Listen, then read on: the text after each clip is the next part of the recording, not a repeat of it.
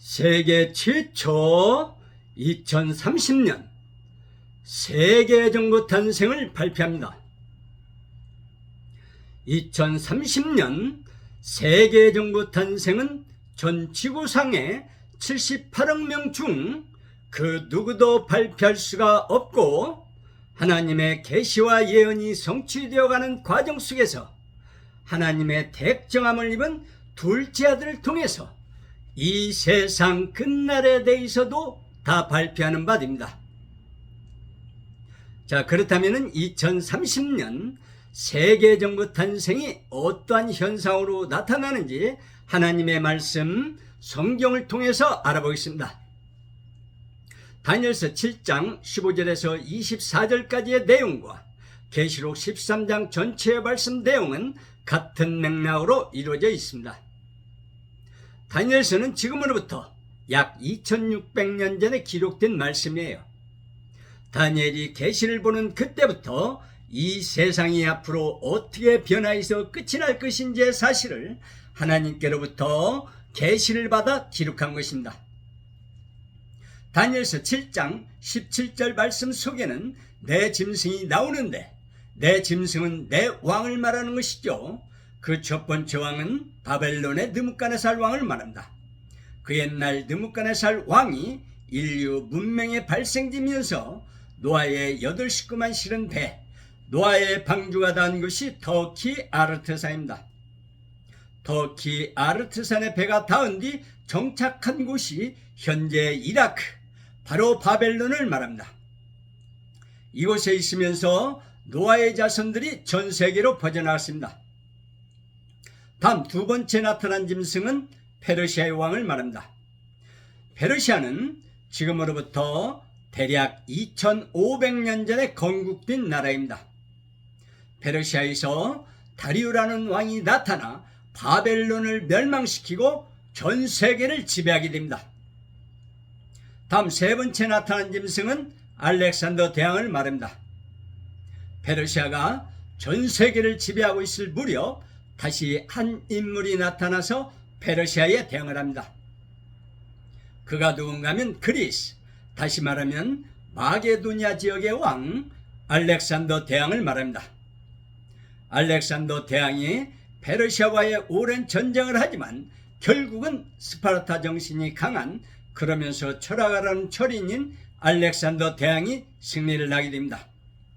그는 저 멀리 인도까지 다 점령하는 승리를 하지만 그는 술을 너무 좋아해서 병으로도 그만 33살의 나이로 죽습니다.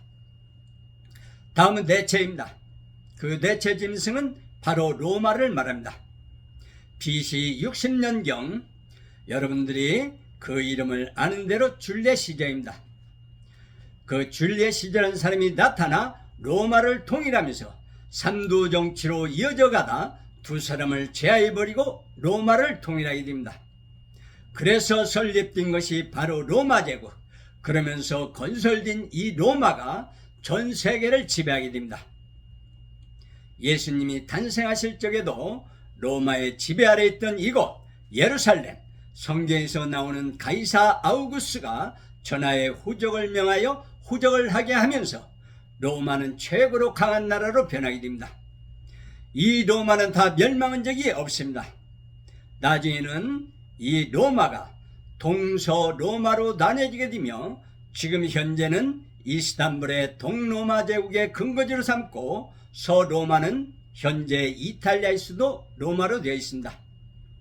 이 로마가 세계를 지배하면서 점점 어떠한 방향으로 변모해 가는가 하면, 물론 그동안에 전쟁도 많이 하였지만 훗날에 이 로마는 신성 로마 제국으로 바뀌어지게 됩니다.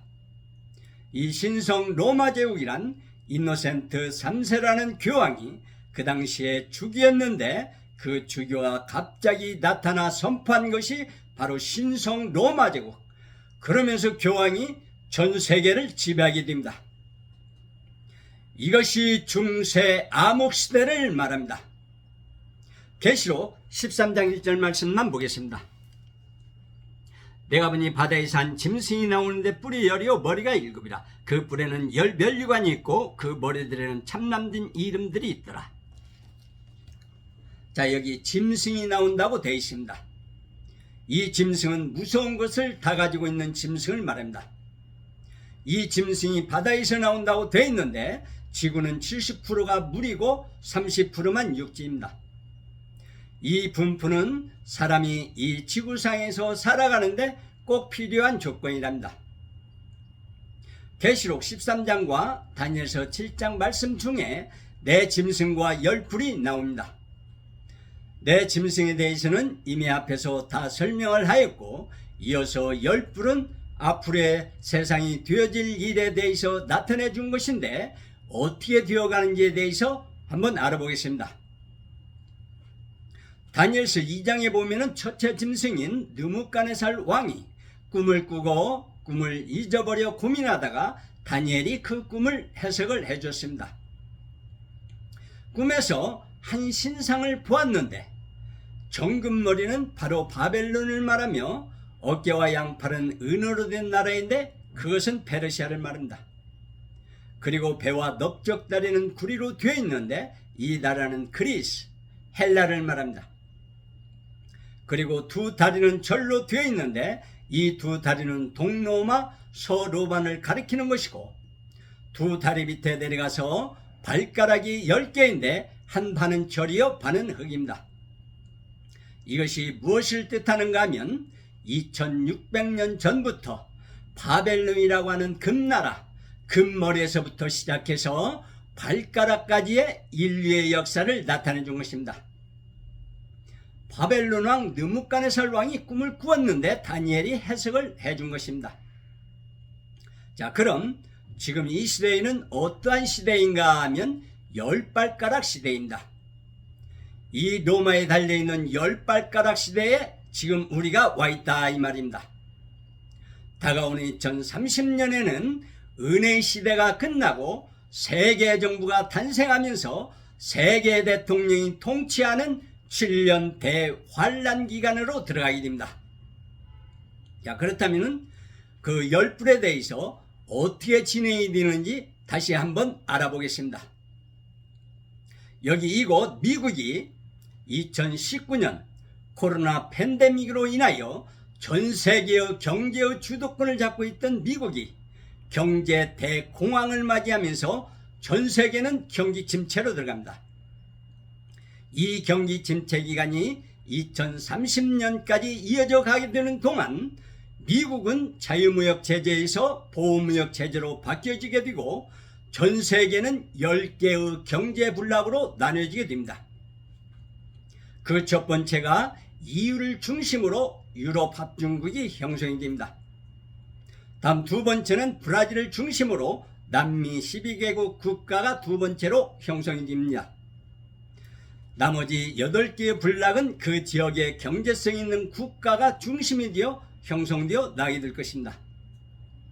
그 예를 세계 지도를 보면서 나눠보겠습니다. 미국은 캐나다와 경제협력으로 형성될 것이며 중남미는 멕시코를 중심으로 형성되어 나게 될 것입니다. 동북아시아는 중국을 중심으로 한국, 일본, 대만 등 소수 국가들이 형성될 것이고 서남아시아는 인도를 중심으로 소수 국가들이 형성되어 나게 될 것입니다. 동구라파 쪽은 러시아를 중심으로 구소련의 연합국가들이 형성되어 나게 될 것이고 아프리카 쪽은 사우스 아프리카인 남아공화국을 중심으로 형성되어 나게 될 것입니다. 아울러 중동은 사우디아라비아를 중심으로 회교국가들이 형성되어 나게 될 것이고 마지막으로 오스트레일리아, 호주를 중심으로 남태평양 작은 섬들의 국가들을 중심으로 10개의 분락이 2030년에 와서 모두 완성되면서 세계정부가 탄생하게 됩니다. 이 모든 말씀을 더 구체적으로 알고자 하시는 분들은 www.aoworld.org로 들어오면 됩니다. 여러분들의 영혼 문제까지도 책임져 드리겠습니다. 하나님의 둘째 아들, 지구의 선장 에스더 올림 이상입니다.